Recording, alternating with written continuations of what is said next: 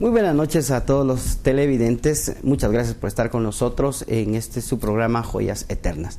Queremos hoy pues iniciar con un tema muy pero muy especial, que es el tema de la alabanza y la adoración. Hermano Nando, buenas noches. Buenas noches, hermano Hugo. Qué bueno que estemos juntos esta semana, ¿verdad? Amén, amén. Vamos a abrir la palabra del Señor para hacerlo ya de una vez. En el Salmo 48:10, y yo quisiera leer este versículo porque me impresiona, y pues de veras hoy en día la alabanza pues ha sido una alabanza muy bonita. Hay alabanza muy especial, muy técnica, muy profesional, ¿verdad? Pero tenemos que, creo que además de eso tenemos que ponerle un poquito más otros ingredientes, ¿verdad? Por tanto, este versículo dice así: conforme a tu nombre, oh Dios, así es tu loor hasta los fines de la tierra. Hay otras versiones que dicen: así como es tu nombre, así sea tu alabanza. Entonces, acá vemos que el nombre de Dios está comparado con como debería de ser la alabanza.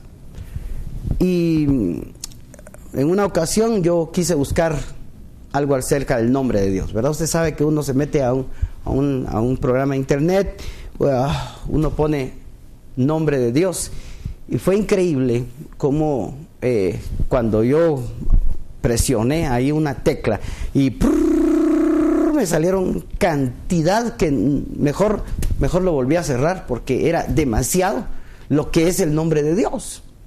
Entonces, ¿cómo podríamos explicar cómo es el nombre de Dios? ¿Cuál es su magnitud? ¿Cuál es su poder? ¿Cuál es lo especial? ¿Cuál es lo maravilloso? Yo creo que nunca terminaríamos de hablar del nombre de Dios. Pero aquí dice: así como es su nombre, de esa magnitud, así debe ser su alabanza. Entonces yo creo que hoy por hoy deberíamos de esforzarnos un poquito más en conocer más de la palabra, conocer más del Señor, conocer más el corazón de Dios para poder dar una alabanza conforme a su nombre. ¿Qué piensa usted de esto? Bueno, en primer lugar, hermano, usted comenzó diciendo de que hoy en día tenemos una buena tecnificación de alabanza. Creo que la mayoría de congregaciones tenemos, gracias a Dios, la instrumentalización, tenemos los músicos, tenemos el audio, quizá los más indicados para poder tener una buena técnica musical. Yo obviamente no estoy en contra de la técnica musical, porque la Biblia habla de técnica musical y que hay que hacerlo bien, pero quizá tendríamos que partir enfocando hacia dónde va la alabanza, porque la alabanza y la adoración, la música que hacemos, no la hacemos para los hombres. La música que hacemos la hacemos para Dios. Quizá de ahí sería bueno partir. Y sería bueno preguntarle a Dios qué tanto Dios está interesado en que nosotros realmente hagamos una alabanza muy sofisticada, pero donde no estemos nosotros involucrando nuestro corazón, nuestro espíritu en alabanza y adoración.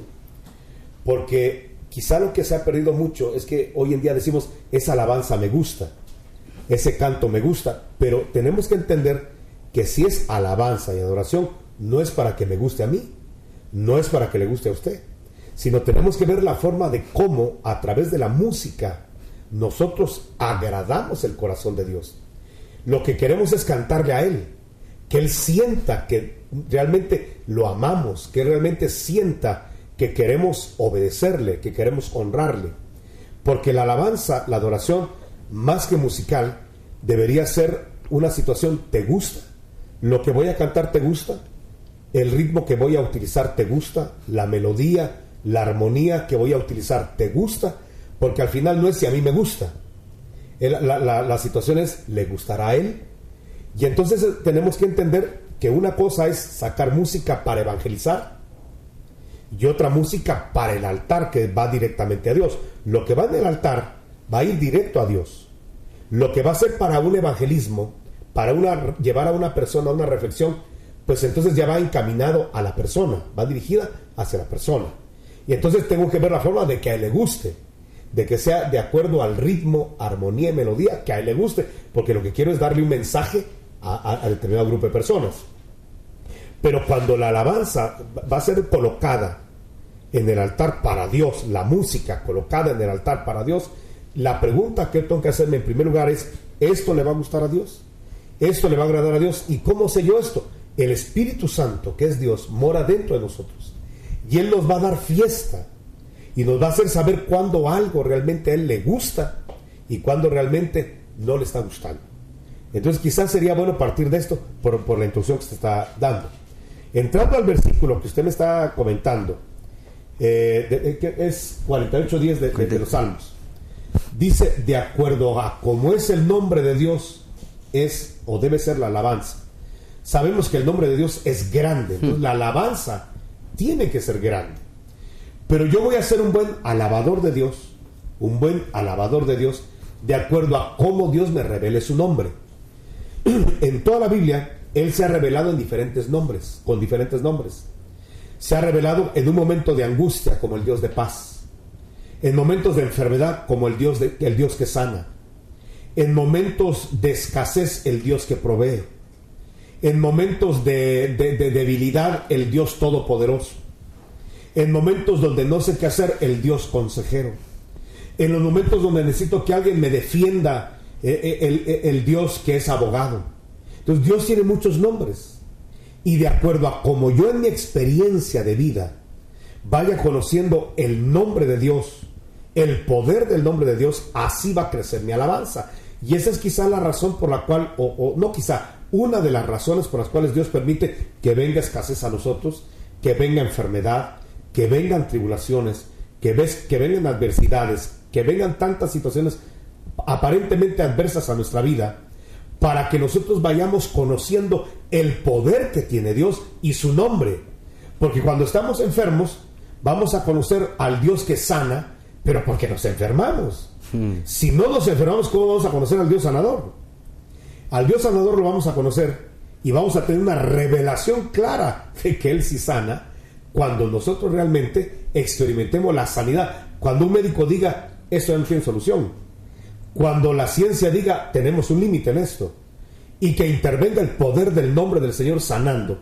Entonces, cuando recibamos esa sanidad, nuestra alabanza obviamente no va a ser la misma, porque ahora creció nuestra revelación de cómo es el nombre de Dios como sanador, como Rafa o Rafeca.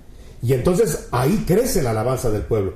O sea que nuestra alabanza va a ir creciendo conforme nosotros vayamos creciendo en el conocimiento y la experiencia de vida que tengamos con el encuentro del nombre de Dios. O sea que podemos decir que para los que aman a Dios, todo les ayuda bien. Definitivamente. Porque aún las adversidades es lo que nos ayuda. Es como decir el dolor. ¿Cuál es el beneficio del dolor, verdad? Es que nos está avisando que hay algo malo. Ajá. El dolor nos dice, tengo dolor en el estómago, o sea, algo malo está pasando. Hay que arreglar algo ahí. Hay que ir con el médico, hay que hacer esto, lo otro, hay que tomar esto o cualquier otra medicina. Entonces, podemos decir que realmente Dios hasta en la adversidad puede ayudarnos. Sí, hermano, hay mucha gente que rechaza la adversidad sin saber que puede ser un instrumento de Dios. Hay gente que rechaza, por ejemplo, el horno de fuego 7 veces calentado. Pero bendito horno 7 veces calentado que les permite a los 3 varones hebreos ver al cuarto varón. Mire, ellos en horizontal, fuera del horno, aunque adoraban a Dios, aunque amaban a Dios, y se ve la fidelidad tremenda que tenían hacia Dios, nunca lo habían visto. En cambio ahora, dentro del horno del fuego, provocan que no solamente ellos vean al Dios que se manifiesta, un Dios invisible que se hace visible en el horno de fuego. Entonces, cuando ellos salieron del horno, salieron cantando, alabando el nombre del Señor, bendiciendo el horno, porque si no hubiera sido por ese horno de fuego 7 veces calentado, jamás hubieran visto al cuarto varón, jamás hubieran visto a Jesucristo, una teofanía o una cristofanía. No vamos a ver si es teofanía o cristofanía. La cosa es que vieron a Dios ahí. Claro. Si una adversidad me va a hacer ver la gloria de Dios, si una adversidad me va a hacer conocer el poder de Dios en grados superlativos a como ya le he conocido, bienvenidos entonces. No por el sufrimiento, porque no somos masoquistas, no por el dolor propiamente, sino por lo que el avivamiento que va a provocar, por la gloria que va a provocar y el crecimiento de mi experiencia con Dios y la madurez que voy a tener, que obviamente todos tenemos que ir de aumento en aumento hasta que el día sea perfecto. Y la única forma de avanzar de aumento en aumento es a través de la experiencia en el quebrantamiento, el dolor. Pues he ahí entonces el asunto de un avivamiento, ¿verdad? Yo creo que toda iglesia desea un avivamiento. Así es. Pero casi nadie desea un problema, ¿verdad? Entonces yo creo que en medio de situaciones adversas debemos de darle gracias a Dios, como decía Pablo, yo me gozo en mis tribulaciones, decía, ¿verdad? Claro. ¿Cómo así gozarse en las tribulaciones? Es un poquito difícil entender eso, pero eso está provocando una revelación. Y a eso viene mi otra pregunta, pastor. Para tal vez haya personas televidentes que no sepan qué es una revelación. ¿Cómo podemos definir esto de la revelación de Dios?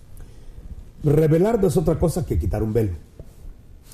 Y esta palabra tiene mucho que ver porque Dios es un Dios que se esconde. Eso dice la Biblia, ¿verdad? No lo digo yo. Dios es un Dios que se esconde. Si hay que buscarlo es porque... Si usted no busca a Dios, no lo encuentra. Exactamente. Buscad a Jehová mientras pueda ser hallado. Entonces hay que buscarlo porque se esconde. Ahora, para que entendamos cómo es que Dios se esconde, Dios levantó un templo u ordenó que se levantara un tabernáculo en el desierto. El templo de Dios o el tabernáculo de Dios estaba compuesto de 3 secciones: el atrio, el lugar santo y el lugar santísimo. Pero el lugar privado, donde no podía accesar ninguna persona excepto los sumos sacerdotes, era como se llama el lugar santísimo. Entonces prácticamente estaba en un lugar totalmente secreto y oculto, solo para el sumo sacerdote podía ser esto manifestado. De otra manera, para todo el pueblo de Israel estaba escondido. La gloria de Dios no se manifestaba en el atrio ni en el lugar santo, se manifestaba en el lugar santísimo. Pero ¿quién sabía de eso? Nadie más que el sumo sacerdote. Pero para que el sumo sacerdote pudiera que ingresar, tenía que pasar por un velo, porque no había puerta de acceso, era un velo lo que separaba el lugar santo del lugar santísimo.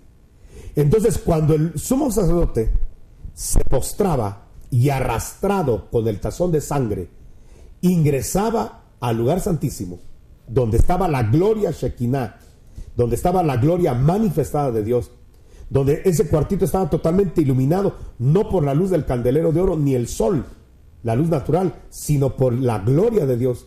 Entonces, cuando él entraba, a él era revelado lo que había adentro. ¿Por qué? Porque pasaba del velo. El velo no le era impedimento, él podía traspasar el velo. Entonces, cuando nosotros podemos ver más allá en lo sobrenatural, más allá, y Dios empieza a mostrar su gloria, eso se llama revelación. Voy a ponerle un ejemplo en la persona de Jesús. Dios se escondió en un ser humano. Realmente había una fisiología, había un soma, había un cuerpo, había un hombre barbado, peludo, judío, vestido como judío. Era Jesús, hijo de un carpintero. Pero la divinidad, la plenitud de la divinidad se metió adentro. ¿Quién sabía eso?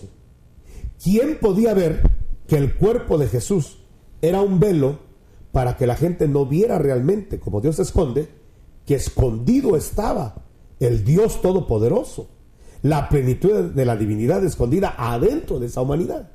Entonces, cuando la gente miraba el velo, decía: ese es el hijo del carpintero. Conocemos quién es su mamá y sus hermanos y hermanas están entre nosotros. Es el nazareno, que por cierto Jesús ni siquiera era nazareno. Él nació en Belén de Judá. Pero, o sea, para ver cómo la gente se equivocaba viendo el velo. Otros decían: es un profeta. Otros llegaron a pensar que era Juan el Bautista resucitado o reencarnado en la persona de Jesús. ¿Hasta dónde llegaba la elucubración de la gente cuando solo miraba el velo? Pero hubo gente que más allá del cuerpo, del velo, veía lo que estaba dentro.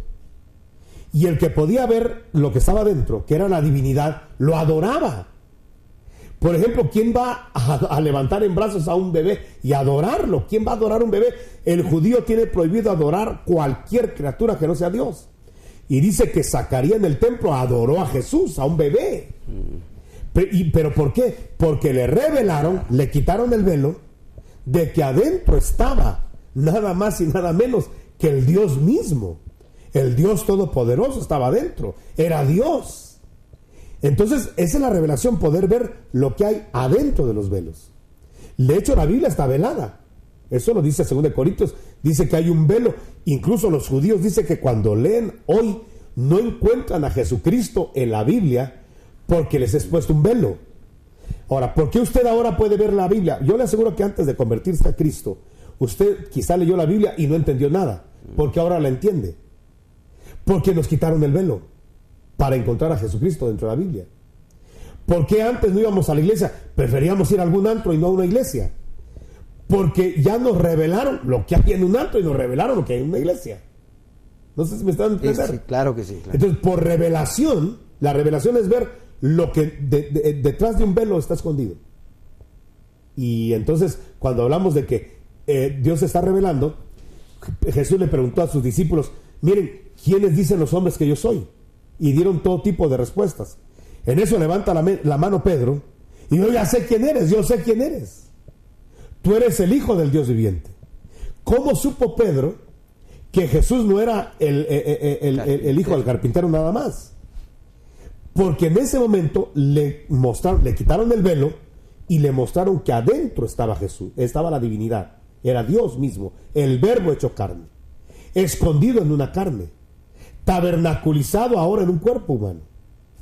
Entonces Jesús le dice a Pedro, bienaventurado eres, Simón, hijo de Jonás, porque esto no te lo reveló carne ni sangre, o sea que esto no se aprende en las universidades ni en los libros, sino que esto te lo reveló mi Padre. O sea, te quitaron el velo y por eso sabes quién soy yo. Amén. Qué lindo es, porque cuando nosotros recibimos a Cristo como nuestro Señor y Salvador, cuando nacemos de nuevo y cuando optamos y recibimos la vida eterna, estamos recibiendo no solamente la salvación y la vida eterna, sino que dice que cuando el Señor fue a la cruz, el velo del templo se rompió.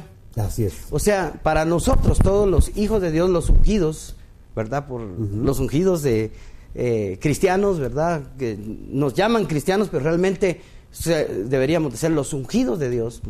Se nos quitó el velo por medio de la muerte de Jesucristo también. O sea, es otro beneficio más. Y por lo tanto, hoy podemos alabar y adorar a Dios y llegar hasta un lugar santísimo, ¿verdad? Que yo creo que ese es el objetivo, ¿verdad? Llegar al lugar santísimo por medio de alabanza y adoración. En el Salmo 27, por lo que estábamos hablando acerca de que Dios se esconde, dice que Él me llevará, dice, a lo reservado de su tabernáculo, en el Salmo 27. Entonces, el Señor nos tiene también a nosotros escondidos, guardados, escondidos en el hueco de su mano. Y esa es una de las cosas más maravillosas, otro beneficio que tenemos de estar en el lugar santísimo de Dios por medio de la alabanza de oración. Una alabanza que es conforme a su nombre, porque es conforme a la revelación de Dios, ¿verdad? Así es. Para ir ya concluyendo, el Salmo 27 dice, 27, vamos a ver, Dios mío, aquí está. Una cosa he demandado, 27:4. Una cosa he demandado a Jehová, esta buscaré, que esté yo en la casa de Jehová todos los días de mi vida. David decía, algo que deseo con toda mi alma es estar todos los días en la casa del Señor, y esta voy a buscar, ¿verdad? ¿Y qué es lo que él anhelaba? Era estar en la casa de Jehová todos los días de mi vida hay una razón, contemplar su hermosura y para inquirir en su templo. Son dos cosas las que se hacen en la presencia del Señor. Y yo veo que una es, pues, contemplar su hermosura no es más que apreciar y ver todo su poder y toda su obra y adorarlo, ¿verdad? Pero inquirir, esta palabra inquirir es como buscar, investigar. Usted decía al principio que la alabanza, así como es su nombre, así sea su alabanza, es aquella que no es para agrado mío, sino es para agrado de Dios. Entonces aquí David como que iba a inquirir, a preguntar, Señor, ¿te gusta ¿qué te gusta que yo haga? Y David salía de ahí diciendo, dancemos, por ejemplo, ¿verdad? Cosa que en el Antiguo Testamento no era permitido al hombre danzar. En este tiempo solo las mujeres danzaban. Imagínense cómo se vería de raro David danzando, ¿verdad? Pero era algo que Dios le había pedido. Tal vez a David al principio no le agradó. Decir, ¿cómo voy a danzar yo a hacer cosas de mujeres, por ejemplo, verdad? Claro.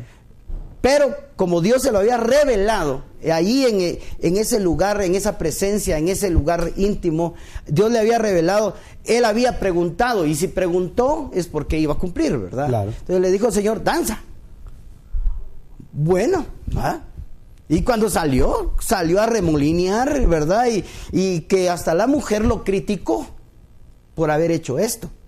Pero muchas veces Dios nos va a decir cosas que realmente no van a ser completamente de nuestro agrado, pero sí van a ser de agrado de Él. Claro. Y esa entonces va a ser la alabanza, ¿verdad? Conforme a su nombre. Que en un lugar de revelación nos digan qué hacer, ¿verdad? Eso es hermoso, porque quizá nosotros deberíamos de empezar a quitar los programas humanos. Hacer un programa no es malo. Es decir, en nuestra liturgia de cultos, primero oramos, luego la alabanza, y a veces entramos con coros moderados, luego coros más congregacionales, luego entramos a la adoración y luego la ofrenda y los diezmos, que es parte de lo que es el culto y la alabanza a Dios. Y es bueno que tengamos esta liturgia que de alguna manera es bíblica. Esta forma de hacer las cosas está en la Biblia, así se debe hacer un culto. Claro. Pero muchas veces Dios quiere intervenir en nuestro tiempo y en nuestros programas. Y muchas veces Dios lo que quiere es que dejemos a un lado nuestros programas humanos para poder intervenir Él. Eso nos lo enseñó cuando se inauguró el Templo de Salomón. En el Templo de Salomón ya estaba designado los turnos de los sacerdotes que tenían que ir oficiando los miles de sacrificios que se tenían que hacer para la dedicación del templo. Pero llegó un momento en el cual Dios, porque Dios habita en medio de la alabanza de su pueblo, descendió en una nube espesa, y cuando ellos sintieron la presencia de Dios, cayeron al suelo. Y dice la Escritura, y ahí se rompieron los turnos. Qué hermoso sería que en algunos de nuestros cultos, por si no en todos, nosotros teniendo ya nuestros programas y nuestros turnos, entregáramos tanto el corazón, entregáramos tanto nuestra devoción al Señor como pueblo, que provoquemos como un imán que la nube de Dios espesa descienda sobre nosotros, y que en un momento determinado tomara Dios el tiempo, y entonces ya ni siquiera pudiéramos estar de pie ante esa nube espesa, y que pudiéramos estar metidos en esa nube de gloria, y que nuestro programa, después de este sigue este canto, y después de este canto sigue esto, esa cadena de coros no la rompan, no la destruyan, porque intervino en el tiempo el Dios de la gloria. Y que entonces pudiéramos nosotros experimentar un tipo de culto y de alabanza donde Él es el que toma el tiempo. ¿Y qué si es el dueño del tiempo? ¿Y qué si es el dueño del culto? ¿Y qué si es el dueño de la iglesia? Entonces, qué bonito sería, y gracias a Dios a eso nos sucede, donde Él toma el tiempo. Y entonces nuestro programa, nuestro horario y cronograma queda a un lado para darle lugar al programa de Dios. ¿Por qué decir todo esto? Porque si realmente los directores de culto visitaran más seguido el lugar santísimo, si realmente los directores, los que están al frente de la alabanza, fueran menos sobrios, y antes de entrar al altar se echaran sus buenos tragos de vino celestial, le aseguro, hermano, que nuestros cultos fueran muy diferentes y no todos iguales, donde ya la gente sabe, después de este coro sigue el siguiente, y después de este ya sigue el siguiente, y que de repente los directores de culto pudieran meterse tanto en el lugar santísimo dentro del culto, porque se le ha pedido al músico, el músico con los ojos bien abiertos, porque le voy a pedir la nota la, le voy a pedir después la re, le voy a pedir después la mi. Entonces tenemos músicos muy sobrios. Entonces dejemos, hermano Hugo, que Dios tome el tiempo en nuestros cultos, reuniones, para que podamos metidos en el lugar santísimo, los músicos como el pueblo, hacer que descienda esa nube de Dios y entonces poder tener cultos más certeros en lo que Dios quiere escuchar, en lo que Dios quiere de nosotros. No sé qué piensas. Bueno, ya para terminar y para concluir, ¿verdad? Yo creo que es importante solo recapitular un par de cosas. Una, que la alabanza y la adoración, como es su nombre, es una alabanza que es revelada, en la cual nos van a decir Dios lo que a Él le gusta, o el Espíritu Santo nos va a decir lo que a Dios le gusta y no lo que a nosotros nos gusta. Así es. Por lo tanto, permitir dentro de nuestra alabanza que Dios intervenga. Dentro de nuestro programa, que no sea tan severo nuestro programa, sino que sea elástico, ¿verdad? Ajá. Poderlo decir así, para que en determinado momento hay una gloria de Dios y nosotros podamos disfrutar de esa gloria de Dios.